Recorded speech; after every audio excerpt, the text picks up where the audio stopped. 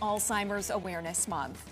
And this week, the disease is getting new attention after former ABC7 New York anchor Bill Ritter opened up on Good Morning America about his early stage Alzheimer's diagnosis and his decision to step away from the anchor desk. Could your speech pattern be an early sign of Alzheimer's? Why women are more likely to develop Alzheimer's and what you can do to lower your risk. Joining us now live is Dr. Carolyn Fredericks, Yale Medicine neurologist and assistant professor at Yale School of Medicine.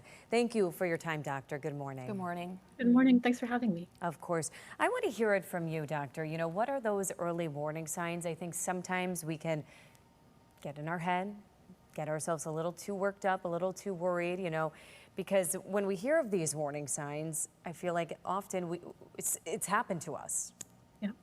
Yeah, you know, difficulty coming up with names or other words is a really common and normal thing that happens as we age.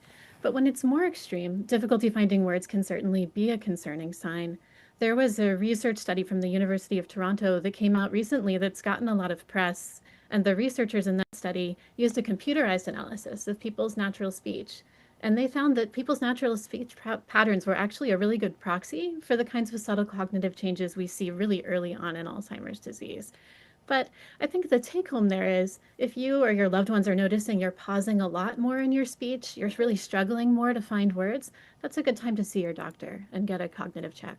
Really good information there, Doctor. You know, as we mentioned in the introduction, we recently learned that Bill Ritter had to step away from the anchor desk at ABC7 because he is now facing this Alzheimer's diagnosis. So, of course, he really puts a face on this disease, and it goes to show you that really anybody can be impacted by Alzheimer's. How common is this? It's very common, and I think it's something that we'll continue to see as more and more of an issue as our population ages. More and more, though, we have options for treatment, especially early on in the course of illness. So seeing a doctor early when you have concerns, I think is a really important source of hope for people who are concerned.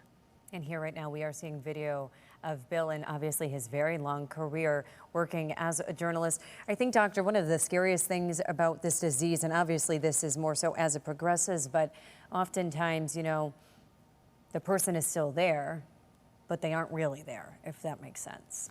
Yes. Yeah. I think it's unlike other diseases, it really gets at the heart of who we are and of our relationships to our family members. And when I see patients in clinic, I feel like I'm treating the whole family and not just the patient. Absolutely. It can be a very tough time for all. And what is an even, I guess, bigger pill to swallow here is that, from what I've read, there is no cure for this, is there? That's right. I think the newest available treatments that the FDA has approved are really exciting in the sense that they're actually disease modifying. So previous treatments that we had would treat the symptoms only. The newest treatments actually remove the Alzheimer's protein amyloid from the brain, which is a very exciting first step. And so the hope is that ultimately, once we're able to remove these proteins early enough, we will truly have a treatment that reverses symptoms. Right now, we're still working on slowing them down. That is wonderful and obviously offering some hope. Thank you so much for the work that you do, and thank you for making time for us here on Good Morning Connecticut at 9. Thank you.